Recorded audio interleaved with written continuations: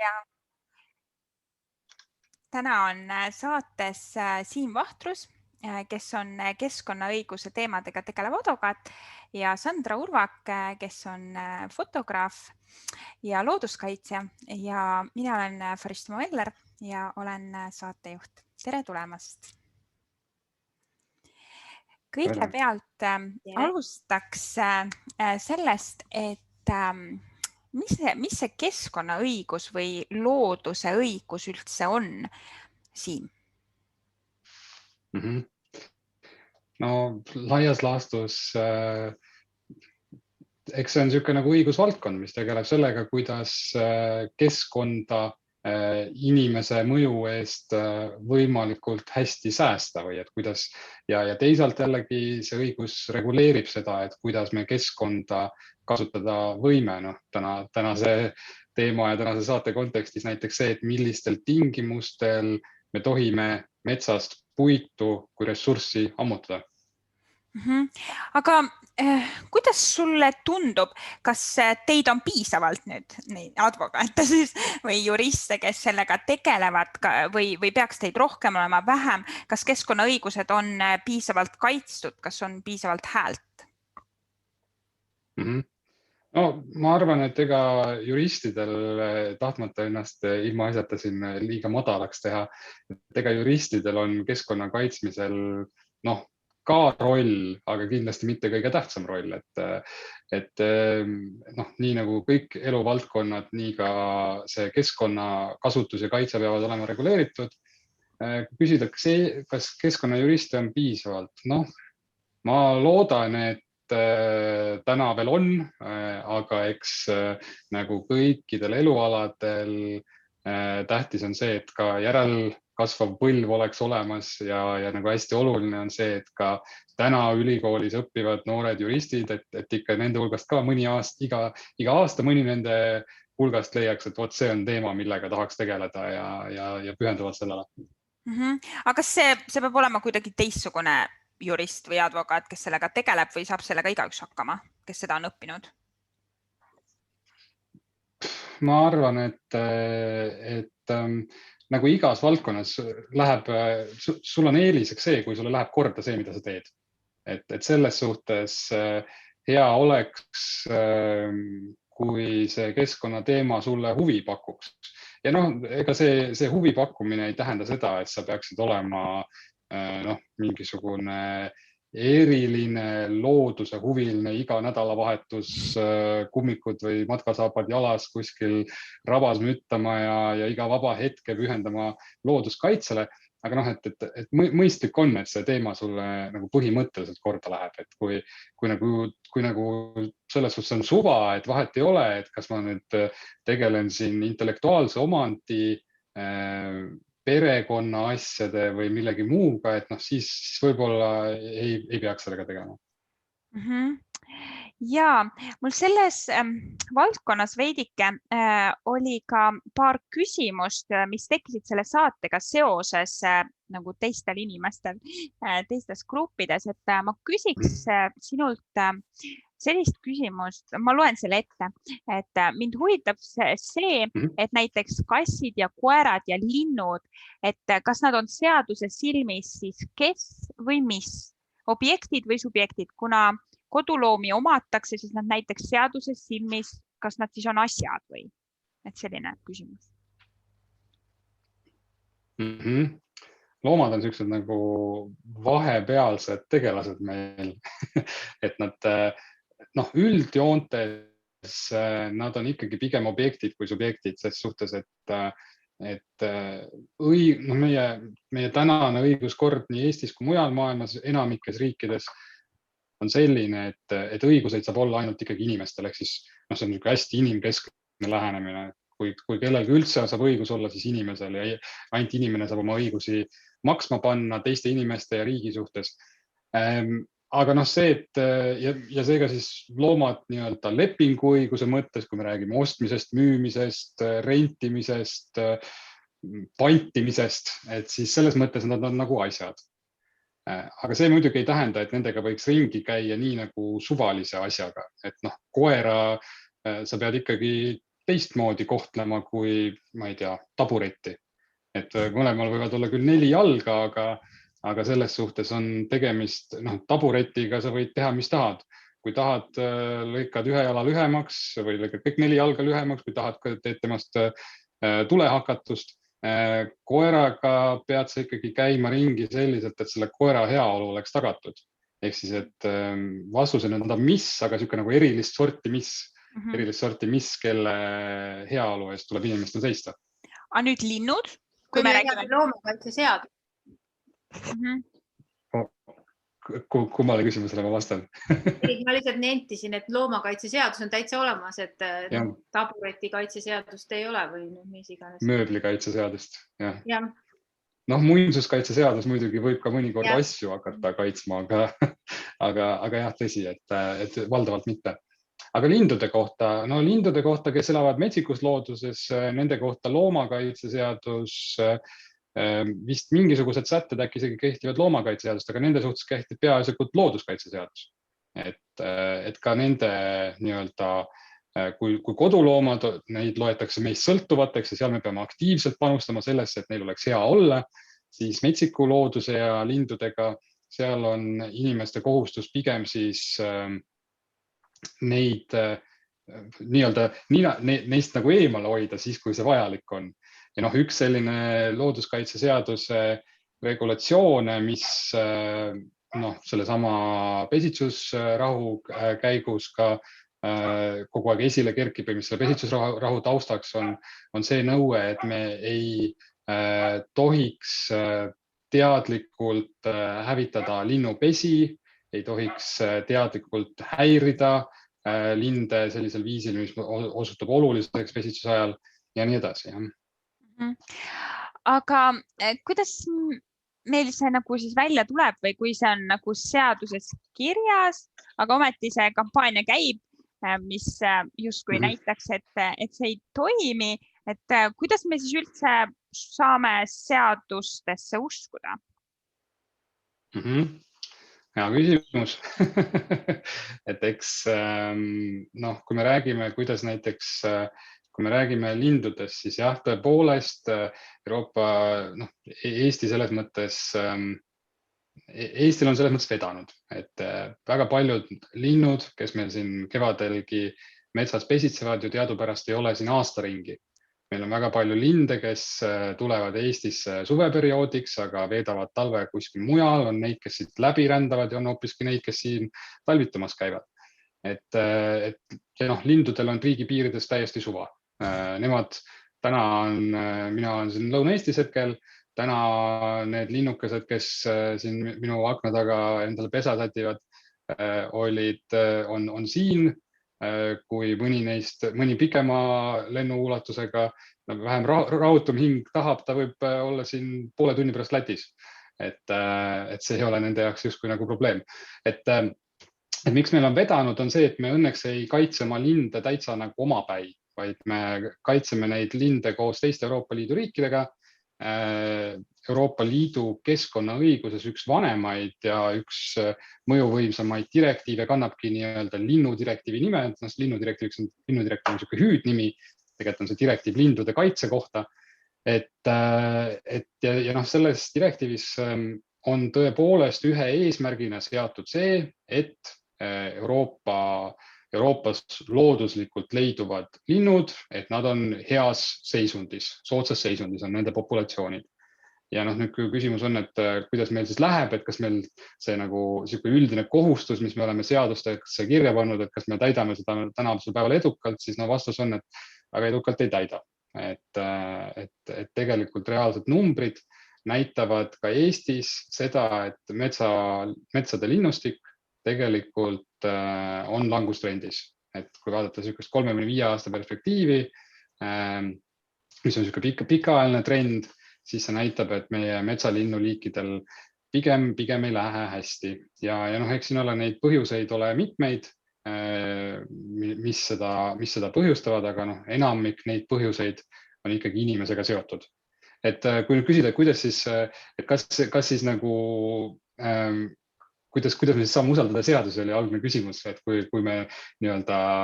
ei suuda neid eesmärke täita, no siis ma küsiks vastu, et aga mis see variant, mis see alternatiiv on? et mõnes mõttes, et alternatiiv sellele, et me proovime neid seadusi, mis meil olemas on, hästi täita, on, noh, ma ei tea, anarhia põhimõtteliselt on ju, et mis ka ei pruugi olla nagu, noh, mõte anarhiast võib tunduda atraktiivne, selle reaalsus tõenäoliselt natukene veelgi kurvem kui tänane päev, sest et noh, kui valitseb anarhia, siis valitseb see, kes on kõige mõjukam ja tugevam ja kõige suuremate ressurssidega ja neid inimesed alati ei ole kahjuks kõige keskkonnasõbralikuma käitumisviisiga. Ja see küsimus natuke ka selle nurga alt, et kui meil on seadus, aga seda seadust nagu võib-olla ei täideta, et kas siis saab kedagi ka vastutusele võtta, et tihtipeale me ju kuuleme, et okei, et ta ei täitnud seadust, et pandi vangi, on ju. Aga nüüd, et ta ei täitnud seadust, ehk siis võib-olla ei kaitsnud linnupesi ja linde, et aga kas juhtub ka midagi? No, ütleme niimoodi, et jällegi, kui me võtame selle pesitsusrahu konteksti, siis see üldine nõue, mis meil on, et ei tohi pesitsevaid linde häirida ja linnupesi ja mune hävitada, et selle nõude rikkumise eest iseenesest jah, on vastutuse normid olemas. Et see, kui keegi tabatakse nii-öelda teolt, on indiviidina, on võimalik ta vastutusele võtta ja nii-öelda, kui me räägime nüüd riigi tegevusest ja riigi tegemistest ja tegemata jätmisest, siis jällegi Euroopa Liidus ka on olemas mehhanismid, kuidas riigid, kes ei täida selle liidu reegleid, nii-öelda kui 27 liikmesriiki on kokku leppinud, et mingisugused reeglid on ja neid tuleks täita, mõni liikmesriik jätab nad täitmata, siis on ka võimalik neid korrale kutsuda läbi selle, et Euroopa Komisjon algatab rikkumismenetluse, viib selle riigi Euroopa Kohtu ette, Euroopa Kohtus otsustab, kas liikmesriik rikkus või ei rikkunud reegleid ja kui rikkumine on püsiv ja kestev ja jätkub, siis võidakse määrata päris kopsakaid trahve. Enamasti trahvid on mitmeosalised, sellised, et kõigepealt maksad näiteks 5 miljonit eurot, 10 miljonit eurot selle eest, et sa oled rikkunud ja siis hakkad maksma veel mingit fikseeritud summat, näiteks 16 000 eurot iga päeva eest, mis see rikkumine edasi kestab. Et selliseid juhtumeid ka keskkonnaalaselt on meil omajagu, kus liikmesriike ka looduskaitseliste reeglite rikkumise eest on toodud Euroopa Kohtu ette. Euroopa Kohus on tuvastanud, et liikmesriik rikub ja kui ikkagi sellele ei järgne seda, et liikmesriik hakkaks korralikult käituma, siis trahvitakse seda liikmesriiki senikaua, kuni hakkab käituma. Et põhimõtteliselt siin on ju, see on ju arusaadav ka, et kui meil Euroopa Liidu liikmesriikides kõik ettevõtted omavahel konkureerivad ja nii nagu meil siin ka selle pesitsusrahu teemadel Eesti ettevõtjad on muuhulgas välja toonud selle mure, et aga naaberriikides selliseid reegleid ei ole, naaberriikides võib kevad-suvel raiuda. Kui see peaks tõele vastama, no siis on probleem, siis tuleb loomulikult ka naaberriikides see asi korda ajada ja kui ei aeta korda, siis tuleks teha, siis mina soovitaks teha väga aktiivset lobitööd Eesti ettevõtjatel Brüsseli suunal, et meie naaberriike sunnitaks siis käituma vastavalt sellele, mida Euroopa Liidu õigus nõuab. Ehk siis mitte püüdma nagu ise seadusest võimalikult palju mööda hiilida, vaid püüda nagu kõiki neid teisi siis ka neid seadusi täitma panna, sest jah. Ideaal on selline. Ideaal on selline, et ja eks see loomulikult mingites valdkondades varasemalt on ikka olnud ka, et ega erinevates Euroopa Liidu poolt reguleeritavates valdkondades teinekord on tõepoolest need mõne riigi ettevõtjad, kes juhivad komisjoni tähelepanu sellele, et kuulge, meie naaberriigis vilistatakse teie reeglitele, et võtke midagi ette, muidu meie oleme nagu halvas positsioonis, et jah, et ei ole alati nii, et ettevõtjad üritavad reeglitest kõrvale hiilida, on ka neid näiteid, kus nad üritavad nii-öelda tagada seda, et kõikjal samasugused võrdsed tingimused kehtiks. Väga hea point. Sandra, ma küsin vahepeal sinu käest, et mis põhjustel või kuidas sina oled looduskaitseliste teemadega kohtusse pöördunud, et miks nagu selline tee? Otse meie nüüd, kui ma ütlen, et ma esindan MTÜ Niilusoo, siis lisaks Päästame Eesti metsad MTÜ-le, siis Niilusoo puhul me oleme, ütleme, me veel ei ole kohtusse MTÜ-na pöördunud. Küll aga mõned meie liikmed on pidanud seda teed käima ja käivad praegu, et no see, ütleme, ma vastan nagu kaugemalt, et kui sa enne küsisid Siimu käest, et kas keskkonnateemadega tegelevaid advokaate või juriste on piisavalt, siis ma tahaks selle kohta öelda, et tegelikult ideaalis võiks olla nii, et see süsteem meil töötab nii hästi, looduskaitse, et me ei pea, et meil ei olegi nagu nii väga vaja keskkonda kaitsta, keskkonna kaitsmiseks palgata advokaate ja pöörduda kohtusse, et see seadused ja võiksid olla sellised, et seda ei olegi vaja teha, aga meie puhul siis selle Niilusoo puhul ikkagi tundub, et seadused võimaldaksid seda Niilusood kaitsta, aga seda ei tahetud teha ja siis ongi vaja näiteks juriidilist abi, et siis kaitsta mingisuguse sellise objekti, kes ise ennast kaitsta ei suuda. Siin praegusel juhul näiteks üks raba, aga sama hästi võib see olla ka mingisugune mets või mingi muu objekt, et siis on vaja pöörduda kohtu poole ja selleks on vaja siis juriidilist abi. Et meie praegu kasutame selles mõttes juriidilist abi mitte küll kohtus me veel tõesti ei ole, aga me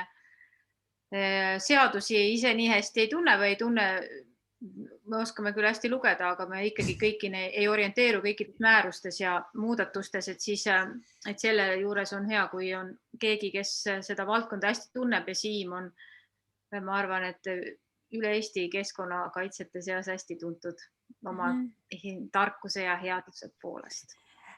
Jah. Aitäh. Selle peale ma kohe küsiks Siimu käest, et mismoodi või milles see abi nagu seisneb või kuidas saada teada, et okei, et ma nüüd ei saa enam midagi aru, et ma pean nüüd juriidilist abi küsima ja no siis ma küsin selle ka, et tavaliselt öeldakse, et see on jube kallis, et miks see nii kallis on ka? Millal pöörduda juristi poole? Siuke hea vastus on mulle meeldib võrrelda juristiametit natuke nagu arstiametiga ja õige vastus sellest võrdlusest tulenevalt on see, et võimalikult vara, et mida varem pöördud, seda kiiremini ja paremini aidata saab. et on see õige vastus, et jah, et ma arvan, et mida võib-olla peaks, mida nagu inimesed võib-olla ei teadvusta endale, aga mida võiks nagu julgemalt või mis on nagu see, et mida tasub meeles pidada, on see, et kui leida nüüd hea jurist, kes tõesti tunneb oma valdkonda ja teeb oma tööd hästi, ka sealhulgas niimoodi nagu ka advokaatidel on oma kutse-eetika koodeks, kutse-eetika reeglid, mida me peaksime kõik järgima. Ja reegel number 1 on see, et sa peaksid tegutsema kliendi huvides. Ja kliendi huvides tegelikult esimene asi, mida sa peaks tegema, kui klient tuleb mingi asjaga, on see, et sa ütled, et kas sellel asjal on nagu mingit jumet või ei ole sellel üldse jumet, et kas selle asjaga tasub tegeleda või ei tasu tegeleda. Et selles suhtes ma julgustaks inimesi rohkem pöörduma juristide ja advokaatide poole lihtsalt kas või selleks, et võib-olla saab kohe sellele asjale peale vaadates öelda, et tead, kahju küll, tundub väga ebaõiglane see, mis siin on, aga juriidilisest aspektist ei olegi midagi teha. Et ka see on juba hea teadmine, et siis inimesed teavad, et tasub investeerida see aeg ja energia kuhugi mujale, et võib-olla ei ole vaja selle asjaga tegeleda, et ka näiteks jällegi igasuguse looduskaitse teemaga, et mõnikord on niimoodi, et see, ütleme nii, et mõnikord on näiteks otsus tehtud nagu sellise põhjalikkusega, et üldse ei ole nagu mõtet selle üle vaidlema hakatagi, et on kõiki nõuete kohaselt kaasatud, on kõik asjaolud välja selgitatud, faktid on reas ja võib-olla on pigem häda selles, et need seadused ise on sellised, et seaduses ei ole nagu seda konkreetset pügalat, mis võimaldaks nende inimeste õigusi kaitsta. Et noh, sellisel juhul kui satub siuke juhtum, loodetavasti satub harva, aga ikka satub, siis saab inimestele öeldagi, et noh, et jah, et siin ei ole midagi teha, et pigem tuleb kas siis selle otsusega elada või siis, kui on tahtmist kõvasti mässata, siis tuleb hakata seadusi muutma või tegutseda selle nimel, et seadused reegli muudetud saaksid. Et jah, võimalikult vara on vastus esimesele küsimusele. Miks juristide abi nii kallis on? Hea küsimus. Ma arvan, et siin jällegi halb vastus on turumajandus, et eks lõpuks senikaua, kuni leidub inimesi ja ettevõtteid, kes on valmis selle abi eest nii palju maksma, kui küsitakse, siis nii palju ka küsitakse. Et selle nurga alt ma arvan, et võib-olla kui keskkonnavaldkonnas, väga õigesti Sandra ütles, et loodetavasti juristi varsti ei lähe enam üldse vaja, sest kõik on nii hästi ideaalis, et kui selles valdkonnas juriste üldiselt jagub, siis ma arvan, et kui vaadata Eesti õigus sükast nii-öelda maastikut tervikuna, siis ma arvan, et häid juriste ongi Eestis vähe. Häid advokaate, häid nõustajaid ongi piiratud hulk ja paratamatult inimene, kes pöördub juristi juurde, konkureerib selle juristi aja peale samamoodi nagu mõned mitmemiljonilise käibega ettevõtted ja sealt ta tuleb. Ja võib-olla viimane asi, mis juurde öelda, on see, et tegelikult, kui me räägime näiteks vaidlemisest keskkonnaasjades ja keskkonnaasjades väga palju neid vaidlusi käivad selle üle, et millise sisuga otsuse on teinud üks või teine riigiasutus, siis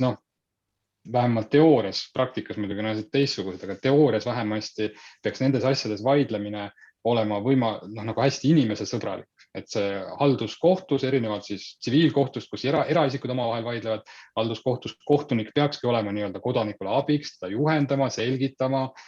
mida ta täpselt ette võtma peab, milliseid tõendeid on vaja esitada ja nii edasi. Et selline nagu kohustus justkui kohtunikel on. Praktikas muidugi kohtunikud on meil üle töötanud ja väsinud ja tahaksid, et ikkagi töö nende eest ära tehtakse ja neil ei ole aega ega mahti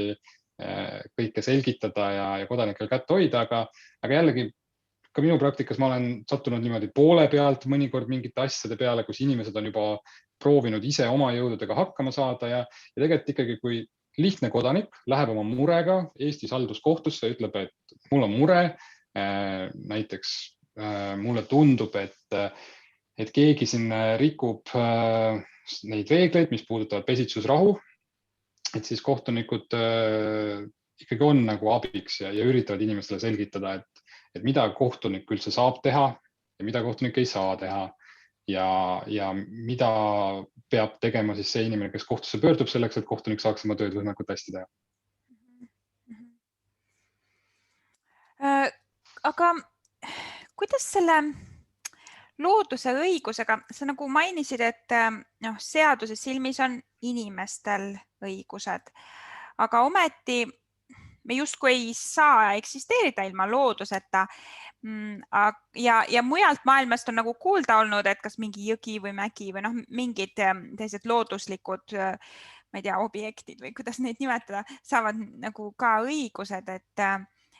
kuidas see maailm siis toimib või mõne inimese jaoks tundub see täiesti arusaamatu, et kuidas siis loodusel ei ole samasuguseid õigusi nagu inimestel lihtsalt eksisteerida niimoodi,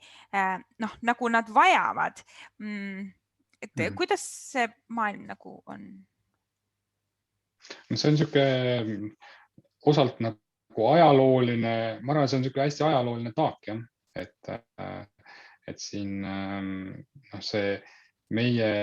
õiguskord, läänemaailma arusaam sellest, mis on õigus, kellel on õigused, kuidas neid õigusi saab maksma panna läbi kohtute ja läbi riigiametite ja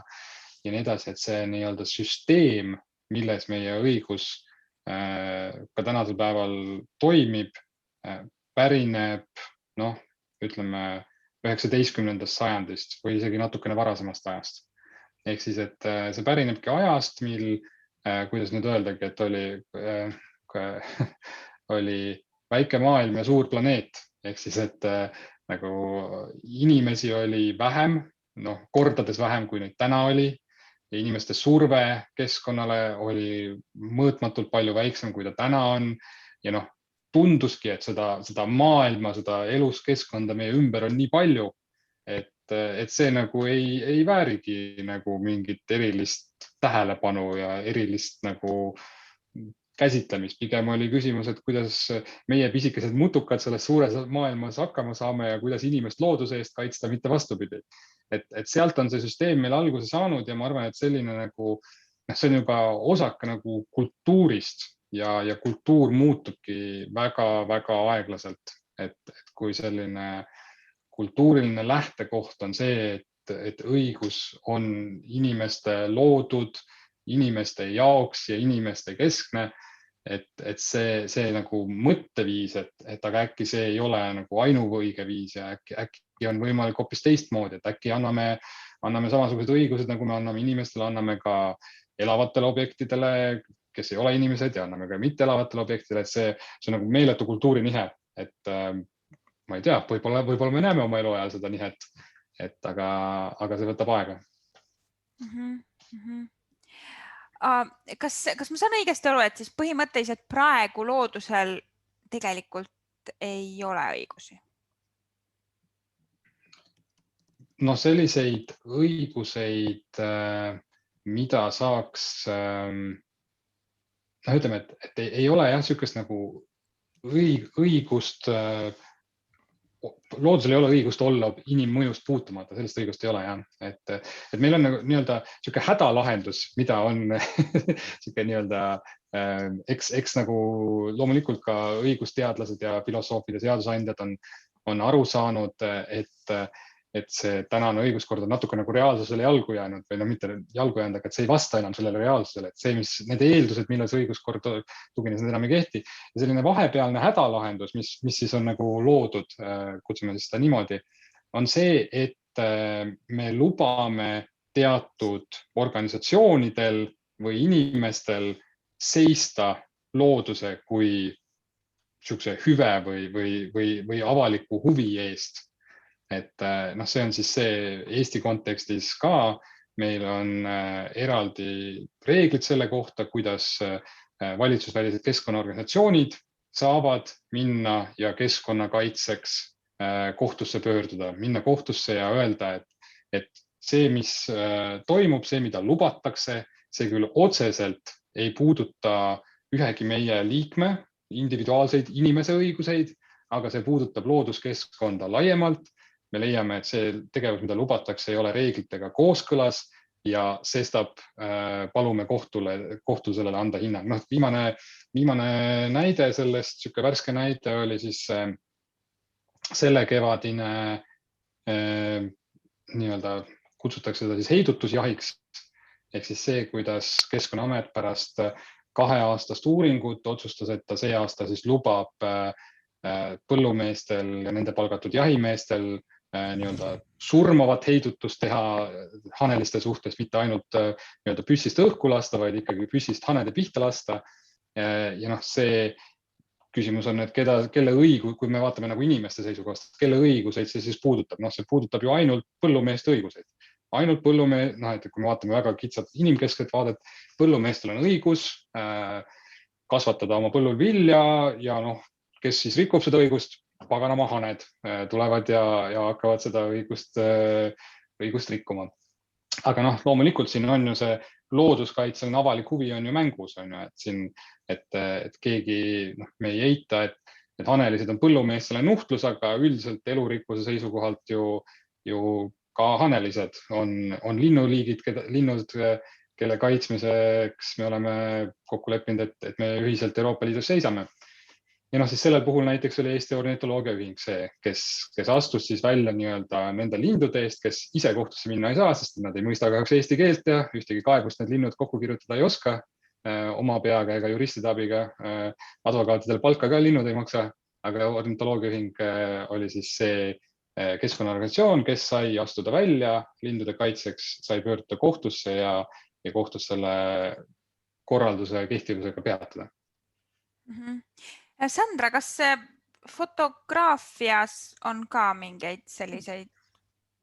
juhtumeid või Ja kuidagi? sa küsid, ma toon sellise näite, mis on nagu, mida mina tean, et kus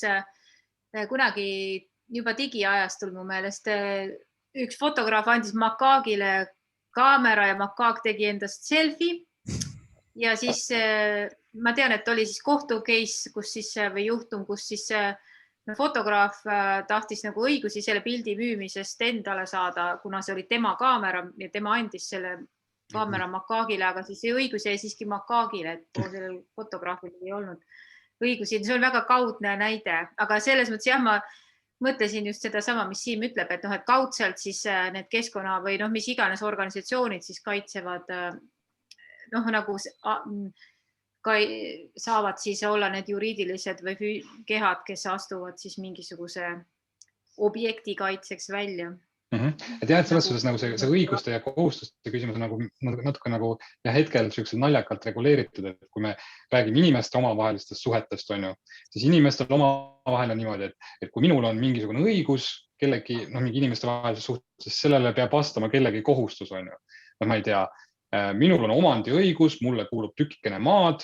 sellele vastab teiste inimeste kohustus sinna maa peale mitte ilma minu nõusolekuta näiteks sinna mitte prügi ladustada või mitte ilma minu nõusolekuta nad ei tohi minu maa peale tulla vilja kasvatama või metsa raiuma. Et siin on nagu õigused ja kohustused käivad alati paaris. Et selle keskkonnakaitse mõttes on meil nagu naljakas, et ühelt poolt on nagu kohustused inimestel on erinevad kohustused hoiduda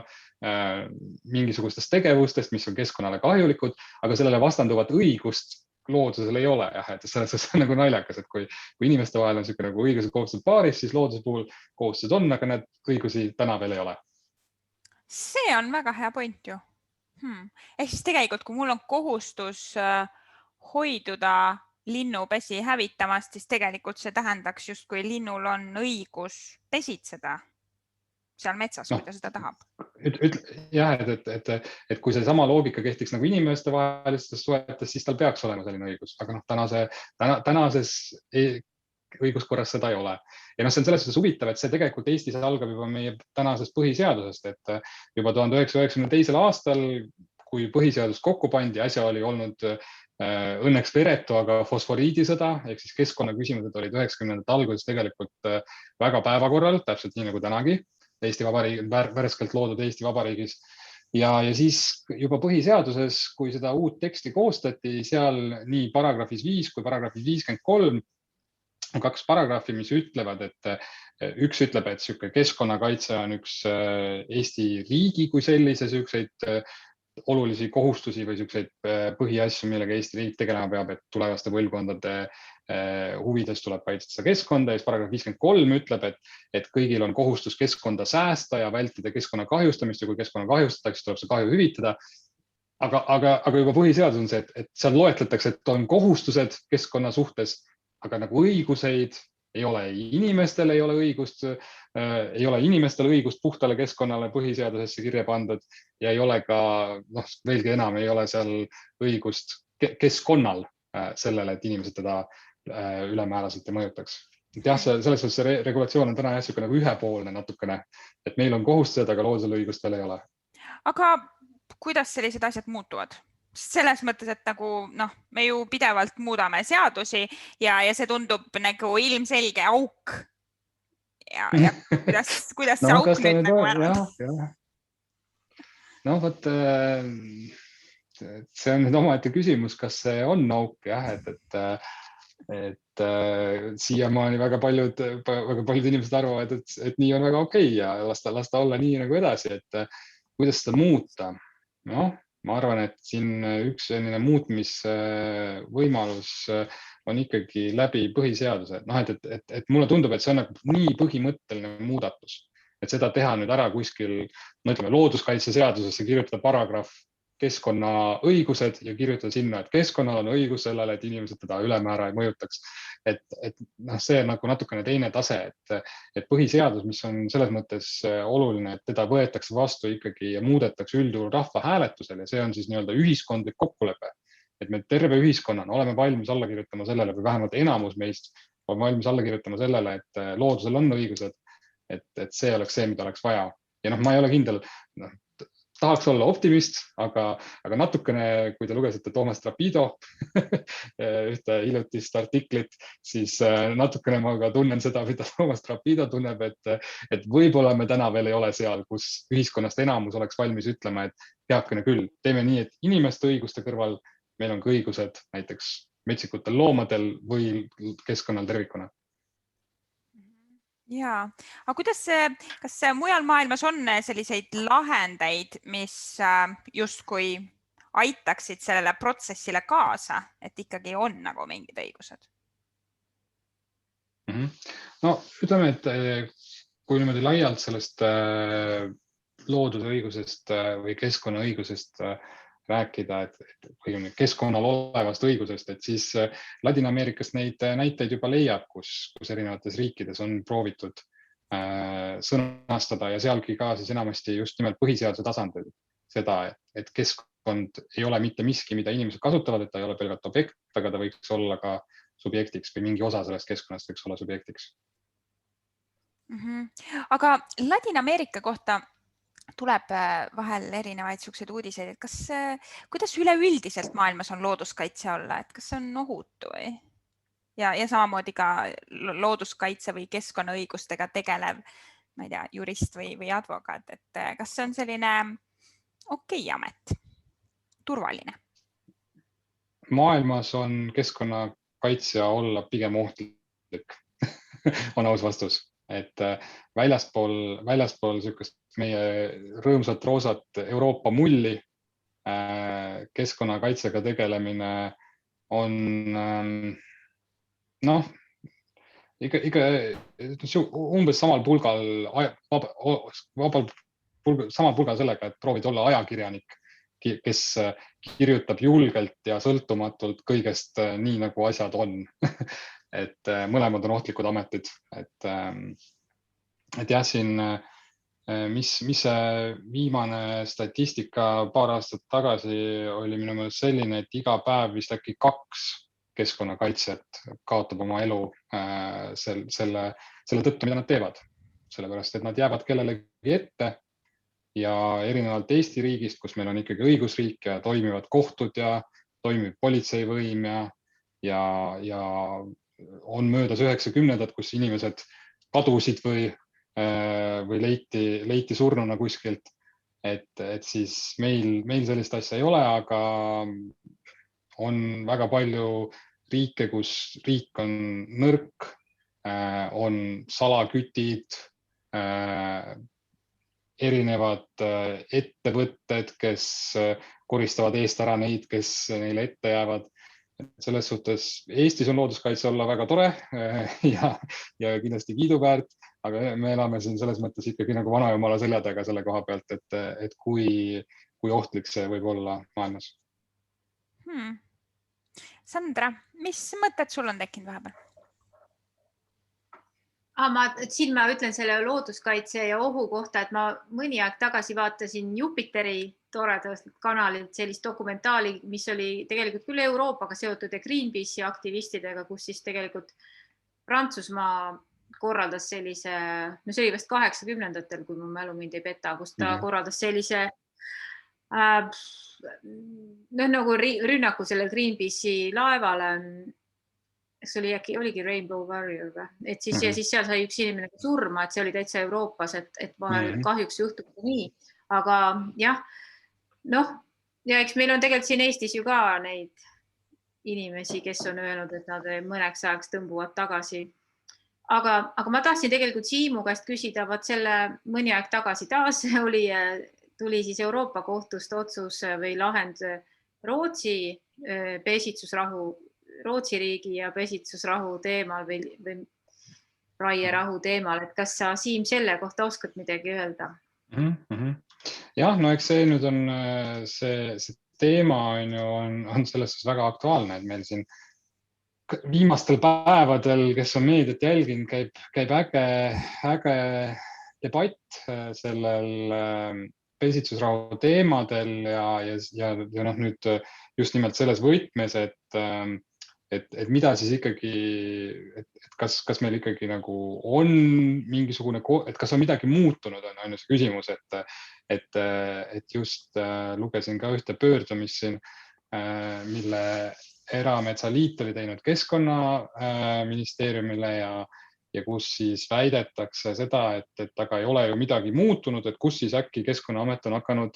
neid metsateatiste kehtivusi peatama, et kas ja mis siis nagu, et noh, mis siis juhtunud on, et kas on midagi muutunud.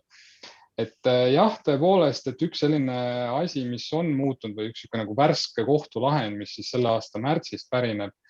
ja puudutab seda metsaraiete teemat, on tõepoolest lisaks tulnud, et selles suhtes natukene võib-olla on nagu selgust sellesse küsimusse, et kas see üldine keeld pesasid ja mune tahtlikult hävitada ja kahjustada või siis linnuliike tahtlikult häirida, eriti pesitsemise ja poegade üleskasvatamise ajal, et kas see keeld metsanduse suhtes ka kehtib. See küsimus sai nüüd jah, tõepoolest siin ühes hiljutises kohtulahendis, kus siis Euroopa Kohus, kes siis mõistab või annab siduvaid tõlgendusi sellele, et milline see Euroopa Liidu õigus on, et sealt niisugune lahend tuli küll ja mis võib-olla on nagu kõige uuem selle lahendi juures on see, et see konkreetne juhtum tõepoolest jah, puudutas siis metsaraieid, et varasemalt on Euroopa Kohus ka seda teemat siin käsitlenud, aga et selles asjas võib-olla veelgi konkreetsemalt oli see jälle see küsimus, et kui nüüd rääkida sellest pesitsusrahust ja kas meil, kuidas siis nii-öelda tänase õigusega on, et kas see tänase õiguse kohaselt juba peaks kehtima või ei peaks kehtima või et kas tohib raiuda või ei tohi, et siis võtmekoht on seal, et looduskaitseseadus keelab nii-öelda pesade hävitamise ja lindude häirimise tahtlikult. Ja küsimus on, et mis on siis tahtlik? Kas see, kui ma lähen metsa raiuma teadmata seda, et palju seal linde on ja kus nad on, et kas see on tahtlik või on see kogemata? Et ega ma usun, et mitte ükski metsamees ei lähe ju metsa selle plaaniga, et mind see puit ei huvita, ma tahaks võimalikult palju pesasid ära hävitada ja mune ära lõhkuda. Et selliseid metsamehi ma loodan Eestis ei ole. Ja et siis on see küsimus, et kui see juhtub nagu nii-öelda töö käigus, et kas see on tahtlik või mitte ja siin on see koht, kus siis jah, Euroopa Kohus paar kuud tagasi sõnaselgelt selle välja ütles, või õigemini taaskord toonitas ja seekord siis metsaraie kontekstis, et see tahtlik ei tähenda seda, et sa peaksid minema, et see peaks olema sinu ainuke eesmärk. Et tahtlik on juba see, kui sa möönad, et sa tead, et see võib juhtuda ja sa möönad, et las siis juhtub, et mis teha. Nagu eestlastel on see kole ütlus, et kui metsa teha, siis laastud lendavad, on ju, et kui sa sihukese suhtumisega lähed sinna seda metsa tegema, et sa aimad, et seal võiksid olla linnud ja sa möönad, et ja mis siis, et juhtub, et siis see on juba iseenesest selle Euroopa Liidu õiguse vastane. Et see on siis see, mis sealt Rootsi lahendust tuli ja miks ta jah, võib-olla on sihuke nagu selle teema õiguslikus mõttes nagu selgust loonud, ongi just nimelt see, et ta on metsaraie spetsiifiline. Aga peab tunnistama, et see tegelikult ei ole nüüd nagu päris midagi uut õigust Euroopa Kohus ikkagi ei loonud, sest et meil on ka varasemalt siin 2018 ehk siis 3 aastat tagasi aprillis oli üks sihuke kuulus ja suur juhtum, mis puudutas siis Białowieża metsa, see on siis Poolas asuv Euroopa suurim ürgmets, kus Poola valitsus vähemasti siis ettekäändeks tuues kooreüraski tõrjumist, kooreürask on ka meil suur teema, aga seal ka kooreüraski tõrjumise eesmärgil taheti hulgaliselt metsa langetada, et nii-öelda metsa ära langetada, et siis ei saa ürask metsa kätte, nagu meilgi siin seda tehakse, on ju. Ja siis juba selles asjas seal Białowieża asjas tegelikult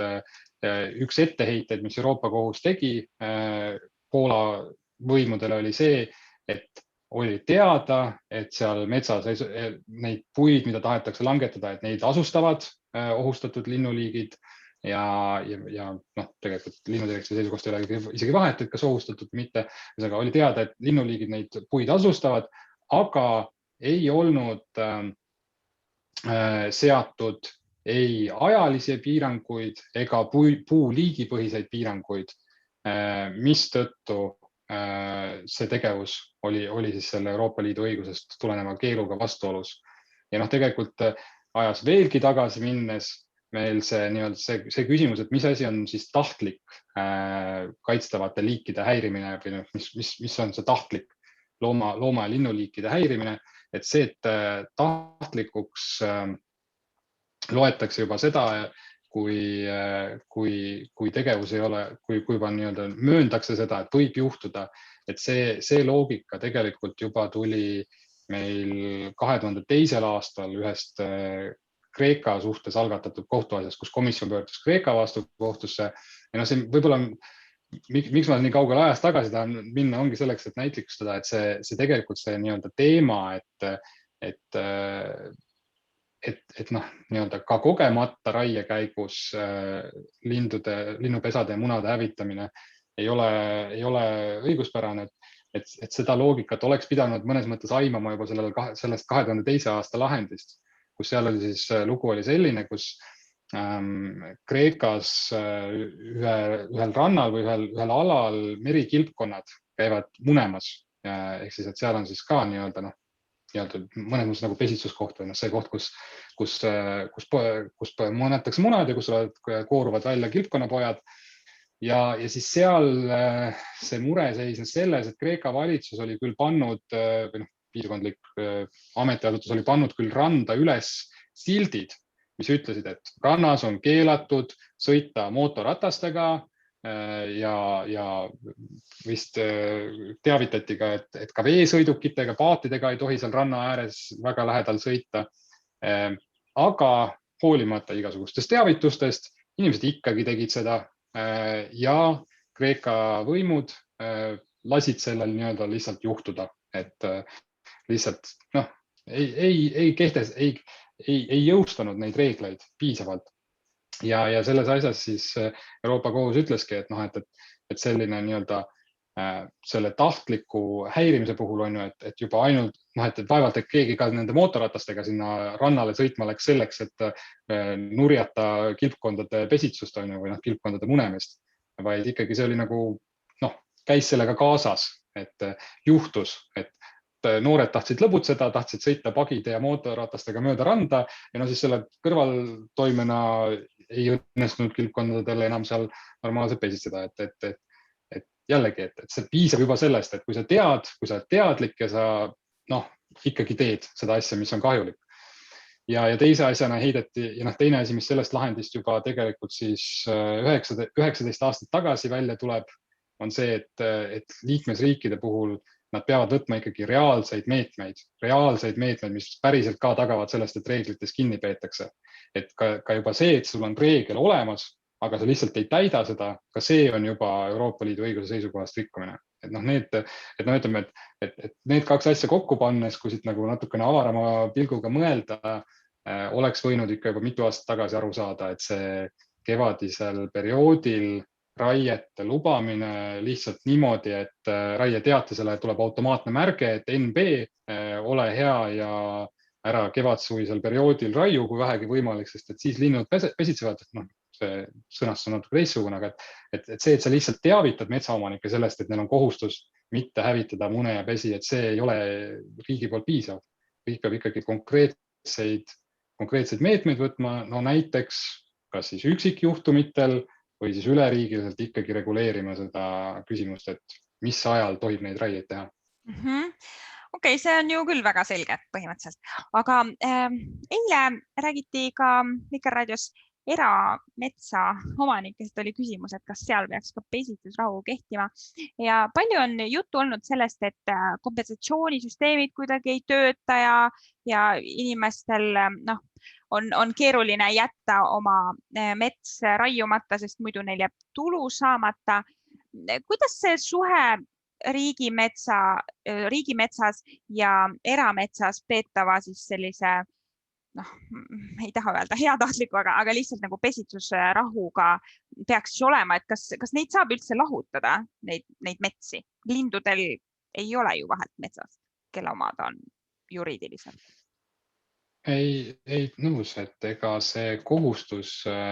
vältida või kohustus mitte hävitada pesi ja mune ja mitte häirida linde, et see kohustus kehtib Euroopa Liidu õiguse kohaselt ja seda ülevõtva Eesti õiguse kohaselt kehtib igal pool. Et seal tegelikult seda omandi küsimus ei ole üldse määrav, et see kohustus linde mitte häirida ja pesi mitte lõhkuda kehtib erametsas. Aga see tähendab, et põhimõtteliselt igaüks, kes näeb ükskõik mis metsas tehtavat raiet, näiteks kevad-suvel, võib ükskõik millise mitte metsa, aga metsaomaniku vastu siis kohtusse minna või ta kohtusse kaevata, olgu ta siis riik või erametsa omanik või? No üldiselt on niimoodi, et kui me räägime nüüd õigusrikkumistest ja neile reageerimisest, meil erinevalt näiteks Suurbritanniast Eestis ei ole sellist varianti, et mina üksikisikuna lähen süüdistan kedagi nii-öelda väärteokorras, kriminaalkorras, esitan kellegi vastu süüdistada, sellist võimalust meil ei ole. Et Eestis sellisel puhul, kui te näete, et keegi rikub teie hinnangul seadusi, siis tuleks sellest teada anda keskkonnaasjades siis Keskkonnaametile, muudes asjades politseile ja siis juba riigiasutused peaksid sealt ise edasi seda nii-öelda menetlust pidama, et meil sükest nii-öelda ise sükest nii-öelda kodanike poolt inimesi vastutusele võtta ei ole võimalik, et kodanikena saab vaidlustada küll riigi tegevust, et kui näiteks tõepoolest jälle riik teeb mingeid otsuseid, mis meie hinnangul ei ole kooskõlas seadustega, me saame riigi tegevust vaidlustada, aga teiste eraisikute tegevust, seal on see koht, kus peaks pöörduma siis nende inspektorite poole, kes selle asjaga tegelevad, siis Keskkonnaamet või mingitel muudel juhtudel politsei. Okei, aga kas ma saan õigesti aru, et kui nüüd keegi inimene pöördub Keskkonnaameti poole, see justkui on riigi esindajaks ja kui talle tundub, et nüüd see riigi esindaja või see amet nüüd ei tee piisavalt, et siis ta võib eraisikuna nagu minna kohtusse selle nagu tegevusetuse tõttu või?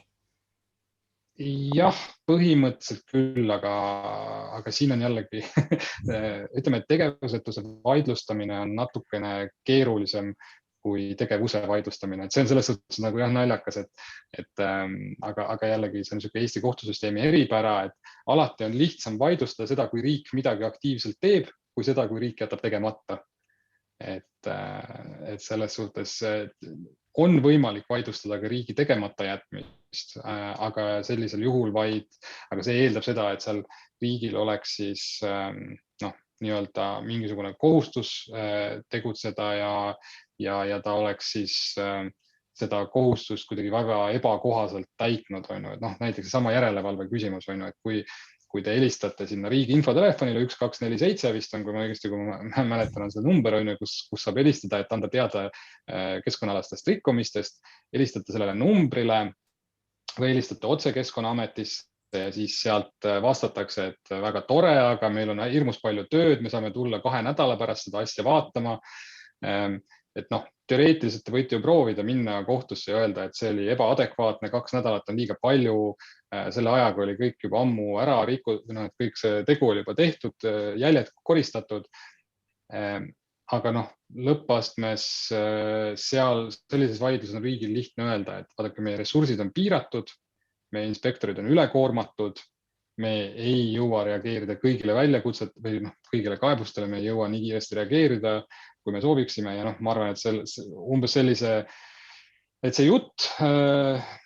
olgu siis ta nii tõene, kui ta ka parasjagu on, et see jutt on see, mille suhtes kohtunikud ei saa enam midagi ette võtta, et kohtunikel ei ole seda pädevust anda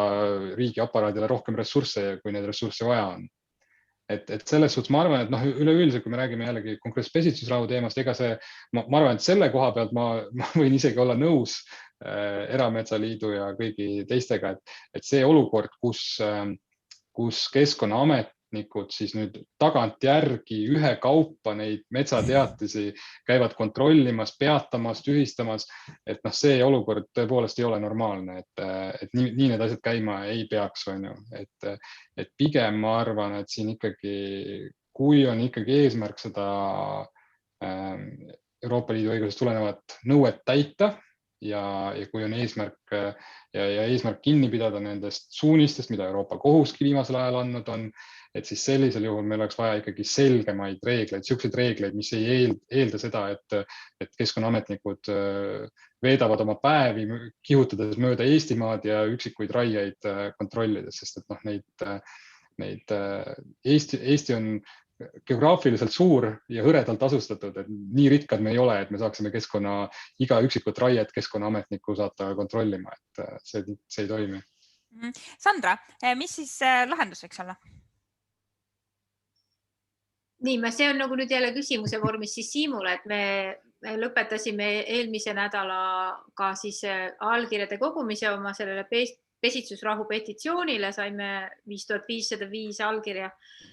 Ja siis meie eesmärk on see, et keskkonnaminister kehtestaks siis kõikehõlmava pesitsusrahu teatud perioodiks, et kas see nüüd on see, mida siis minister saaks teha? No, põhimõtteliselt saab, tegelikult üks küsimus on see, et kas see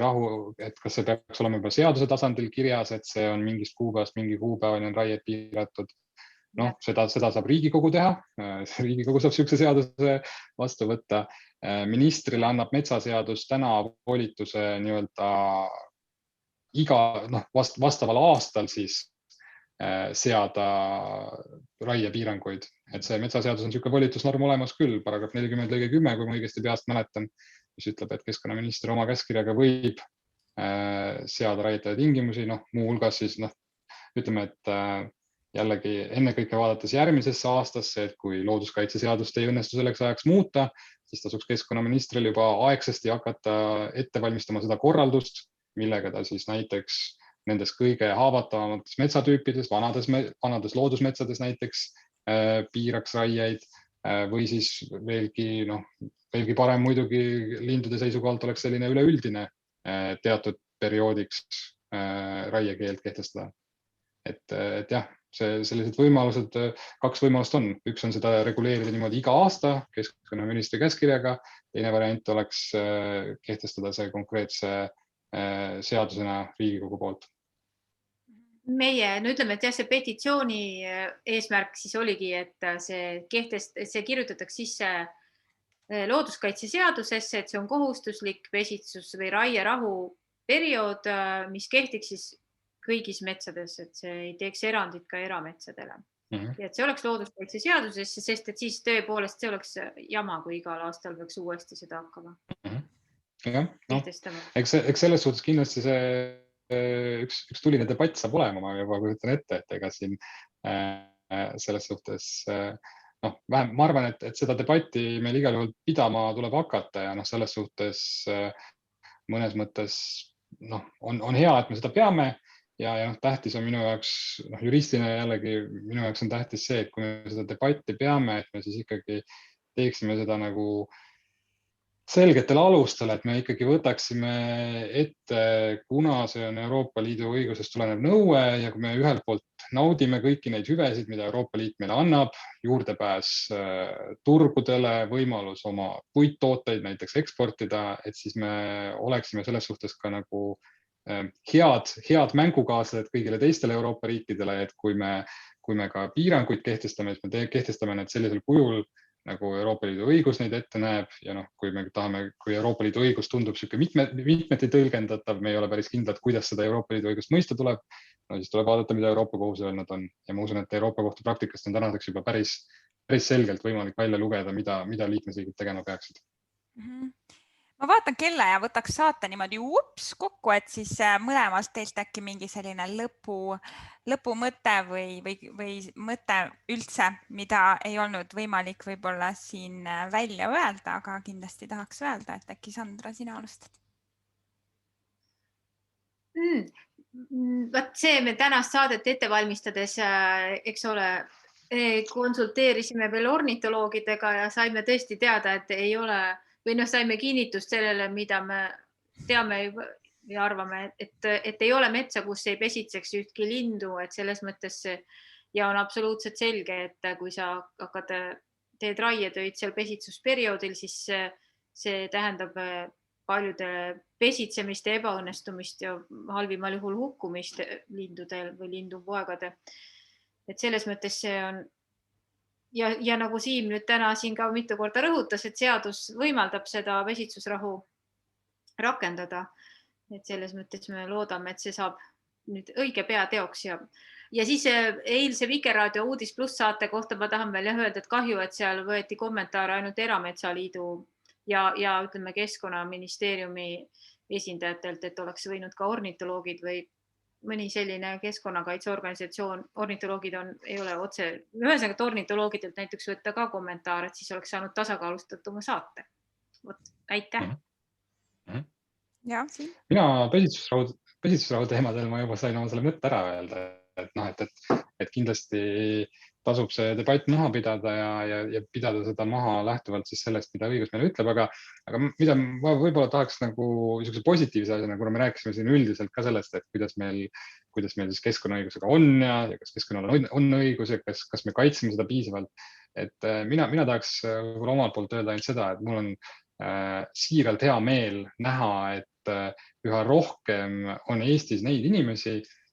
ja organisatsioone, kes seda keskkonnaõigust julgelt ära kasutavad ja teevad seda vahel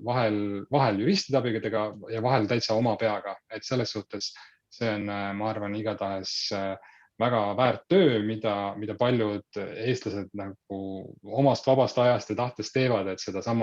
ka seda õigust edasi liigutada. Et selles suhtes ega ilma, et seda, kui ma vaatan, milline on Eesti kohtute praktikas, ma vaatan, mulle tundub, et Eesti kohtunikud on ka üha rohkem ikkagi seda keskkonnaõigust tõsiselt võtmas ja üha rohkem nagu nende keskkonnaküsimuste peale ka kohtunikud mõtlevad, et enam ei olda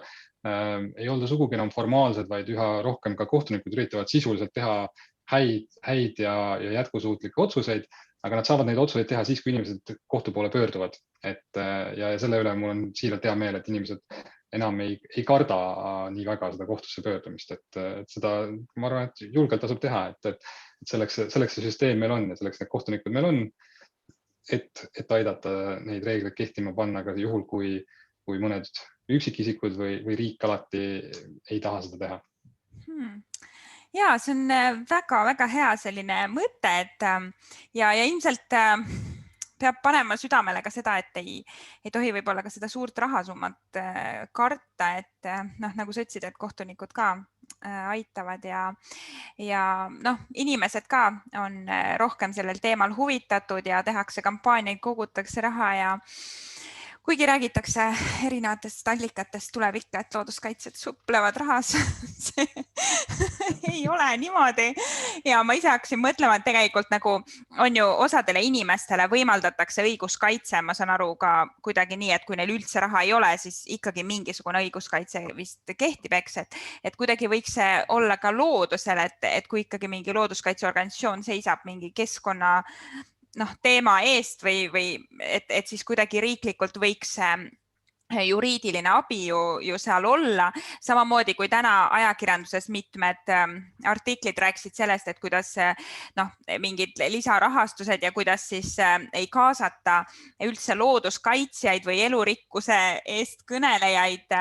majanduslikesse otsustesse tihtipeale, et siis minu lootus on see, et see vaade muutub avaramaks just selle koha pealt, et majandus ja looduskaitse ei oleks nagu kaks, ma ei tea, toa kaks erinevat seina või kuskil üldse üksteisest eemal, vaid et nad on kuidagi, et nad käivad käsikäes, et kui me räägime töökohtade vajadusest, siis me räägime täpselt sama tõsiselt ka pesitsusrahu pidamise vajadusest ja me otsime viisid, kuidas seda pesitsusrahu päriselt pidada, mitte et miks me seda teha ei saa, sest see, kuidas me küsimuse sõnastame, niimoodi me ju talle ka vastame.